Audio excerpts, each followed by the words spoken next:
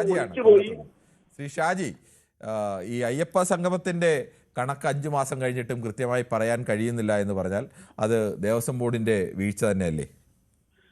നമസ്കാരം നമ്പീരൻ ഭായി. പിന്നെ അത് രാജൻ ഭായ് പറഞ്ഞതുപോലെ ഇതിനകത്ത് ഒരു കാലതാമസം ഉണ്ടായി എന്ന് പറയുന്നത് തർക്കമില്ലാത്ത വസ്തുതയാണ്. അതിനുള്ള കാരണം എന്ന് പറയുന്നത് ഈ പറയുന്ന വിഷയങ്ങളൊക്കെ ആകാം.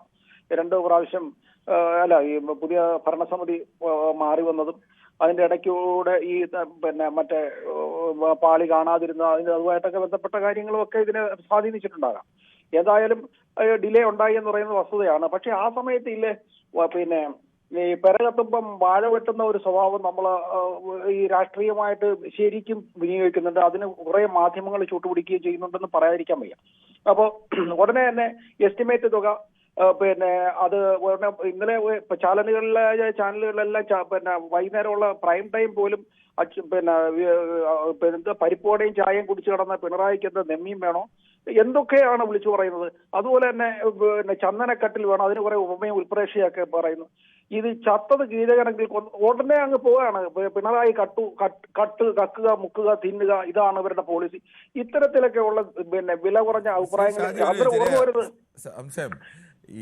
അല്ല അത് ഓർമ്മ വരുന്നത് നമ്മളെ ചൂരൽമലയിലെ ശബരിമല ഇത്രയും വിവാദം കത്തി നിൽക്കുന്നു. സ്വാഭാവികമായും കോൺഗ്രസിനെതിരെ വന്നാൽ CPM-ഉം CPM-നെതിരെ വന്നാൽ കോൺഗ്രസും എല്ലാം ഉപയോഗിക്കുമെന്നുള്ളതിന് യാതൊരു സംശയമില്ല. രണ്ടുപേരും അതുപോലെ എടുത്ത് ഉപയോഗിച്ചിട്ടുമുണ്ട്. വിദൂര സംശയങ്ങൾ പോലും രണ്ടുപേരും എടുത്ത് അതുപോലെ ആയുധമാക്കിയിട്ടുണ്ട്.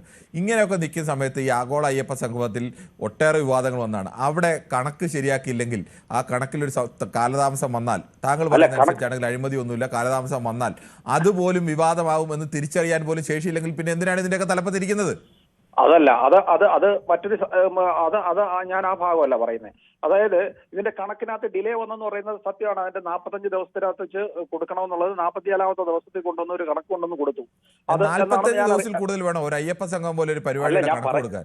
കോടതി ആവശ്യം പോലെ സമയം കൊടുത്തിട്ട് ആ കണക്ക് 5 മാസം കഴിഞ്ഞിട്ട് ഞങ്ങൾ ഇനി 17-ാം തീയതി ബോർഡ് കൂടി ഞങ്ങൾ കണക്കുണ്ടാക്കി കൊടുക്കാമെന്ന് പറയുന്നതിലാണോ ന്യായം? 44ാമത്തെ ഇതുകൊണ്ട് എന്താ ഉണ്ടായത്? ഈ അഴിമതി നടന്നാലും നടന്നില്ലെങ്കിലും ഈ കാര്യത്തിൽ ദേവസ്വം ബോർഡും സർക്കാരും പ്രതിരോധത്തിലായി, അല്ലെങ്കിൽ നാറി എന്നുള്ളതല്ലാതെ എന്ത് മെച്ചമുണ്ടായത്? അതെ അത് ശരിയാണ്. പിന്നെ അഴിമതി നടന്നാലും നടന്നില്ലെങ്കിൽ അവിടെയാണ് നമ്മൾ മനസ്സിലാക്കേണ്ടത്.